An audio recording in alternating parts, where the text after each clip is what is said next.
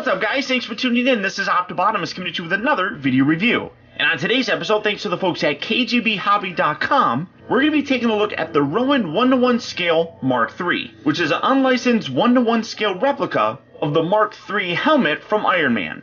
For the package, really very simple. You have that very iconic Iron Man face right there in the very front with Mark III.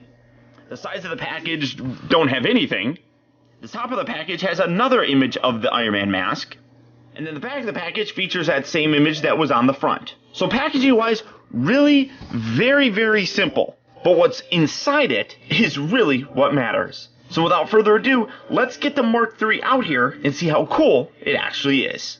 And here we have the Roan 1:1 scale Mark III opened up and out of its packaging. And this really is spectacular. The Mark III Iron Man suit is very iconic, and Roan absolutely nailed it. The overall sculpting detail, paint applications, everything on here really does come across very, very nicely. You can see a very nice reflective cherry red color here, very high quality gloss. You obviously see a very nice black pinstriped kind of lines going throughout, highlighting the various details. There's some cat hair.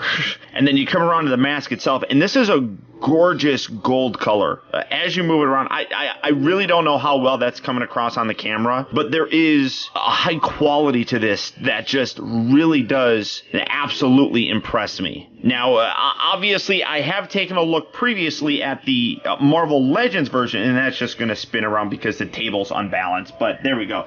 Now, I took a look at the 1:1 scale, the Marvel Legends version, a while ago. Now, getting this out of here, there's a lot of similarities between these two designs, but as I said, this is based off of the Mark III. This is more based off of the Mark VII. Both very, very similar in their designs, but there are some noticeable differences that you're going to see, such as, for example, down here you got little screw holes. That's not present on the Mark VII version. One of the other very big noticeable differences is this section right here. You got this little lip that comes up, whereas this does not have it. And then when you look at the top section, this is a little bit more squared off, whereas this is a little bit more triangular. But again, very similar in terms of their overall designs. And it's very difficult to tell sometimes. I look at it because I have a ton of Iron Man figures. You can see that this back section is shaped differently. In terms of the size, they look a little bit different. The Roan one does look like it's a little bit thinner. Now, obviously, this is a $100 official licensed replica, whereas the Roan one is not officially licensed. So bear that in mind. But the overall look, I really do think is better on the Roan one. The shape here is a little bit wider because it does have to be a little bit more universal. But also, I mean, the color, I think, is just much, much nicer on the Roan one. The red section here isn't bad. It has a nice kind of gloss to it. But I just think that the Roan one has a much more glossy finish. And looking at it, I don't know how well you're able to actually tell this, but you can kind of see it in how well it reflects based on those light patterns right there. You can see my lights that are being used to record this. You can see much clearer here, whereas this is a lot more blurry. So that kind of gives you an idea of just how sharp the gloss is on the Roan one by comparison. As I was talking about, it also does have a little bit thinner of a profile. It still fits my head. It is a little bit tighter, but I actually like that because it feels like it gets a better snug fit. And then you can see much better gold, I think, than what's on here. This is a very kind of flat gold color, whereas the Roan one is just a much more vibrant gold. Now, obviously, this one, you have to take this off and you have that sound, and you can put that up there just like so, which is cool. But one thing that, and great detail on the inside as well. I love the detail on the inside. Gives it a very realistic kind of thing. Talking about the inner details on this one, it's very, very kind of unfinished, I would say. I mean, you can see wires. I don't know how well you're going to be able to see that, but like there's wires in here.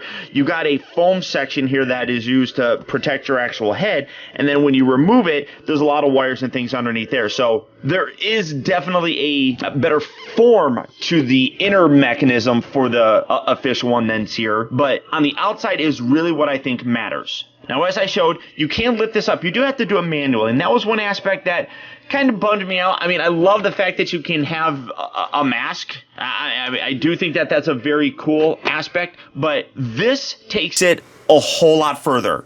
Now, in addition to all this, you do get this ring. Now, my wedding ring is about a 9. This is a little bit bigger, and it fits this finger, whereas this ring does not fit this finger. This is a little bit bigger, and so my guess is this is maybe like a 9.5, maybe 9 3/4, something like that. And one thing that's neat is it's magnetic. To kind of give you an idea, here's my little razor. It's magnetic. So what's very cool that Roan did was you got the whole manual aspect here. You come around here to the back, and in this section right here, you pull this down, and then you pull on the inside here out. And when you do get this, there's not a lot of instructions, so it doesn't really explain to you what to do, but the ring is actually up inside this section. I was like, wait a minute, where's the ring? I need to have the ring. It was actually underneath inside here, so I was freaking out a little bit. But you have this. It requires 4 AAA batteries. They are not included, so bear that in mind. And then you just flip it on, tuck this back in. Oh, and it already turned on. Now I'm going to flip this off. But you do have the on and off switch right down here. Make sure you actually utilize that, because when you don't, it keeps the circuit kind of going. But flipping the switch actually turns these lights on. Get that going, and you can see very, very bright, very cool.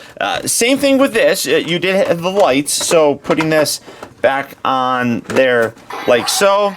Yeah, that's going to cycle through the sounds, obviously.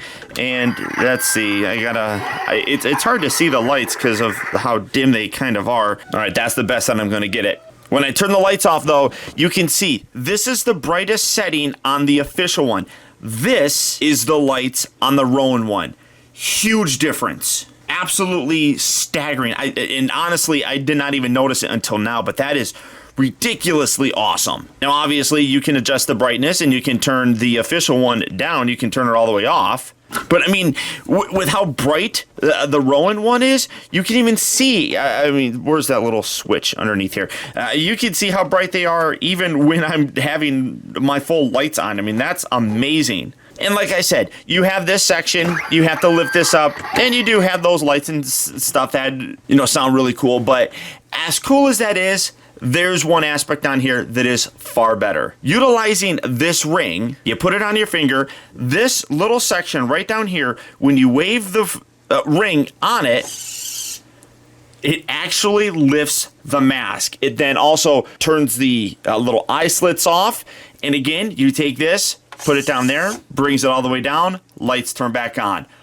Absolutely terrific. I love that. That is the coolest aspect about this. Now, as I said, it's all triggered because of the magnet. When you do that, it completes the circuit, it completes the electrical charge, and it sends the signal to actually do that. Now, you do hear the motor bringing it up. There's no other sounds that are included, so this does beat this out in terms of the sounds. But with what this does, it's just much cooler, I think.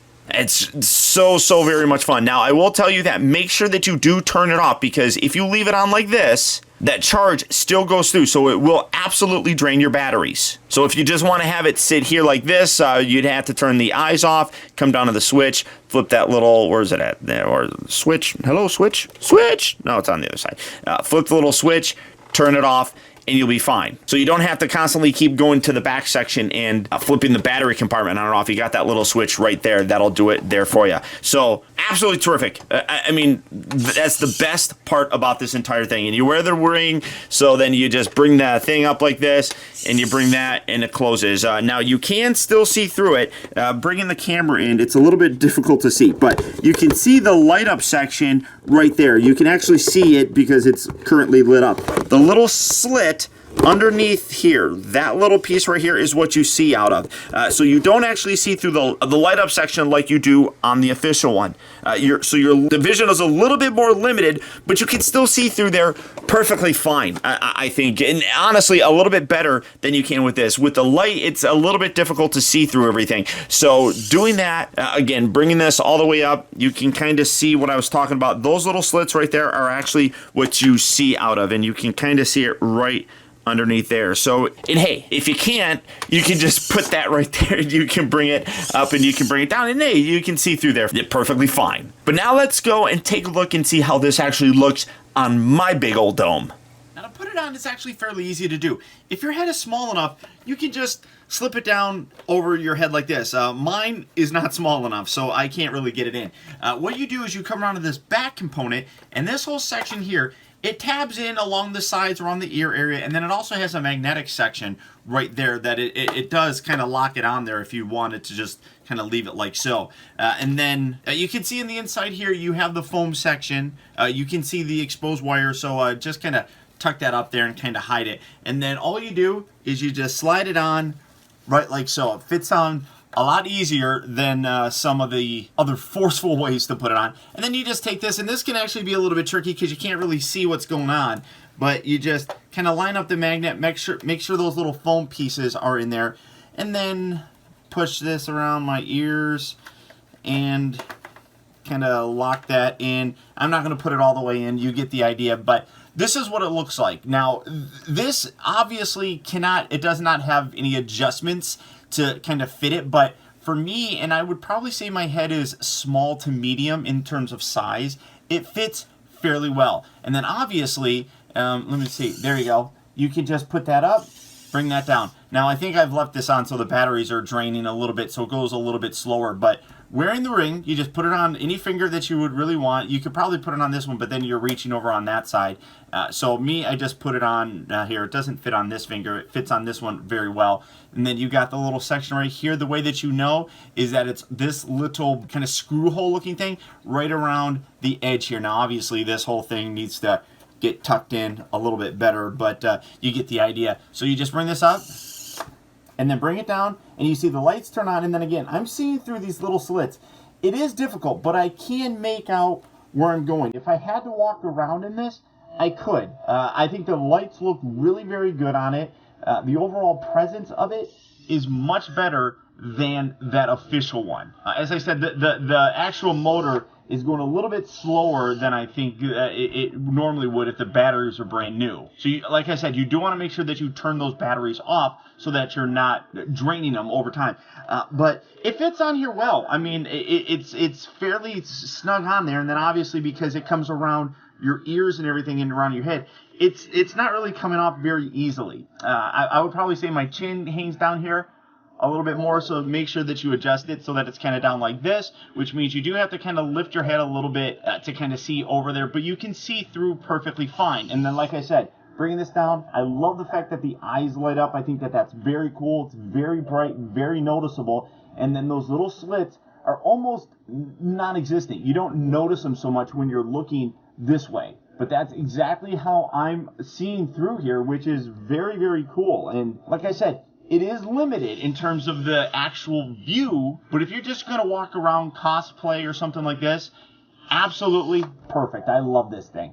But there you have it, the Mark III from Roan. And honestly, I love this. One of the biggest aspects of that official Marvel one that I didn't like was the fact that you had to manually take the mask off. And while that aspect is pretty cool, having it automatically go up and down is way cooler. The overall paint detail on here I think is also far superior. The red is just a much brighter and glossier look. The gold for the faceplate is much more vibrant. The highlights are insanely brighter than that original. And just as an overall display piece, this outshines that official one all day long. Now that's not to say that I don't like that official one. It's just a lot of the aspects that this has, I wish that official one had. So if I were to pick between the two, I would absolutely pick this one. Now price-wise, it is about $160, which is about $60 more than that official one. But when you consider the fact that it's actually motorized, that doesn't bother me really that much. So all that being said, If this is the mask that you'd like to add to your collection, it is available right now at kghobby.com. So all you have to do for that is click on the link down in the video description. You'll go to KG Hobby where you can check out availability on this as well as the rest of their wide range of items. But beyond that, guys, that's about it. So once again, I want to thank you for tuning in. This has been Optibotimus. Don't forget that if you like this video, to please hit that thumbs up button. It goes a long way towards helping me out, and I'd really appreciate it. Also, be sure to subscribe in case you haven't already subscribed. That way you get instant email notifications whenever I upload a new video, and you never miss out on a future review of mine. Or if you're already subscribed, be sure to click on that little bell right below this video, and double check your settings to make sure that they're set so that you get those email notifications. And as always, until next time, be excellent to each other.